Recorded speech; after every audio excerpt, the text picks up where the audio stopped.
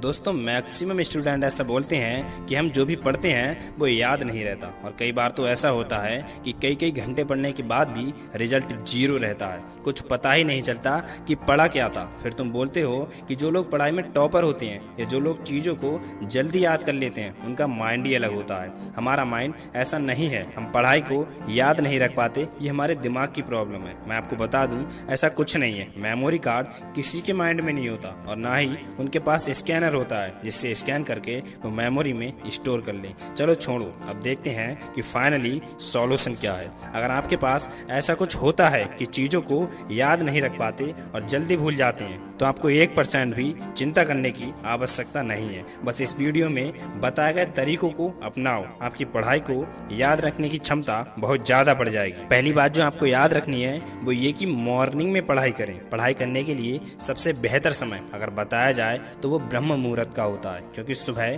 4 बजे से 8 बजे तक हमारा माइंड जितनी तेज चीज़ों को समझता है उतनी तेज बाकी 24 घंटे में किसी समय नहीं समझता। अब ऐसा नहीं है कि आपको सिर्फ सुबह को ही पढ़ना है, बाकी सारा दिन नहीं पढ़ना है। दिन में बाकी समय भी पढ़ना है लेकिन सुबह के समय को मिस नहीं करना है। मैं आपको बता दूं कि मॉर्निंग में 2 घंटे की गई पढ़ाई दिन की 4 घंटे की पढ़ाई के बराबर होती है, क्योंकि हमारा दिमाग रात भर सोने के बाद सुबह को बिल्कुल फ्रेश होता है। इधर उधर के विचार दिमाग में आते नहीं हैं और हम जो भी पढ़ते हैं सीधे दिमाग में जाता है। यहाँ पर आप एक बात याद रखें कि सुबह उठते ही आपको फ़ोन नहीं चलाना है। ये गलती बहुत सारे स्टूडेंट करते हैं। सुबह उठते ही अगर आप फ़ोन चलाएंगे तो आपका पूरा फोकस फ़ोन में चला जाएगा, उसके बाद आप पढ़ाई में उतना फोकस नहीं कर पाएंगे। इसलिए शाम को सोने से पहले डिसाइड कर लें कि सुबह उठकर क्या पढ़ना है और उसे एक नोटबुक में नोट कर लें। फिर आपको सुबह उठते ही ये सोचना नहीं पड़ेगा, जो आपने शाम सोचा था उसे उठाकर बस पढ़ने बैठ जाएं। दूसरी आदत जो आपको अपनानी है वो ये कि एकांत में पढ़ाई करें। आपको ऐसी जगह पर पढ़ाई करनी है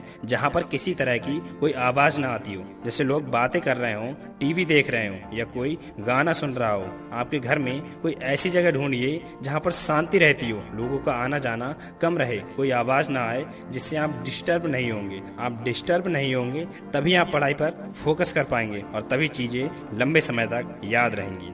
तीसरी बात जो बहुत ज़्यादा इम्पोर्टेंट है, इसे बहुत ध्यान से समझना, वो ये है कि समझकर याद करें, ना कि रट्टा मारें।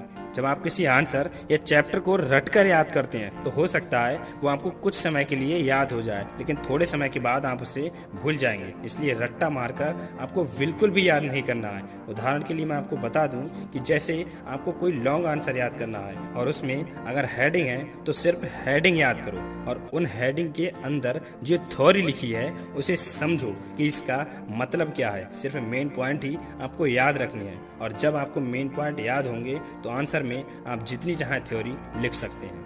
और याद रहे कि आप जो कुछ भी याद करें उसे लिखकर याद करें। याद करने के बाद एक बार लिखकर देख लें। चौथी और बहुत ही अच्छी आदत जो आपको अपनानी है वो ये कि पढ़ाई के बीच में छोटे छोटे ब्रेक लेते रहें। अगर आप बिना ब्रेक लिए कई घंटों तक पढ़ाई करते हैं तो आप देखते होंगे कि लास्ट में आपको कुछ भी याद नहीं रहता है कि क्या पढ़ा था, क्योंकि हमारा ब्रेन बॉडी की तरह होता है और लगातार 40 से 45 मिनट पढ़ने के बाद थक जाता है, उसके बाद कुछ भी स्टोर नहीं करता। इसलिए एक बार में आप 40 से 45 मिनट ही पढ़ें, इसके बाद 10 से 15 मिनट का ब्रेक लें, फिर 40 से 45 मिनट पढ़ें और उसके बाद ब्रेक लें। यहाँ पर आपको एक गलती बिल्कुल नहीं करनी है, फ़ोन वाली।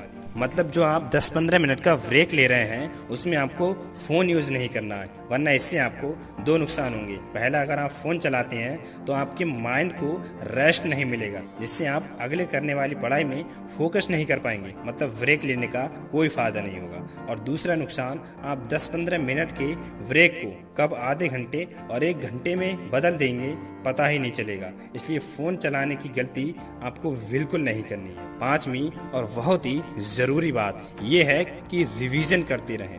देखिए, रिवीजन करना बहुत ज़रूरी है, क्योंकि यही वो तरीका है जिससे आप पढ़ाई को सालों साल याद रख पाएंगे। इसलिए आपने जो भी पढ़ लिया है उसका वीकली और मंथली रिवीजन करते रहें। मतलब हर संडे को पूरे वीक में आपने जो पढ़ा है उसका रिवीजन करें और हर महीने महीने की लास्ट 2-3 दिन में आपने जो पूरे महीने में पढ़ा है उस पूरे का रिवीजन करें। अब ऐसा नहीं है कि सिर्फ संडे को ही रिवीजन करना है, जिस दिन आपको समय मिले रिवीजन करें।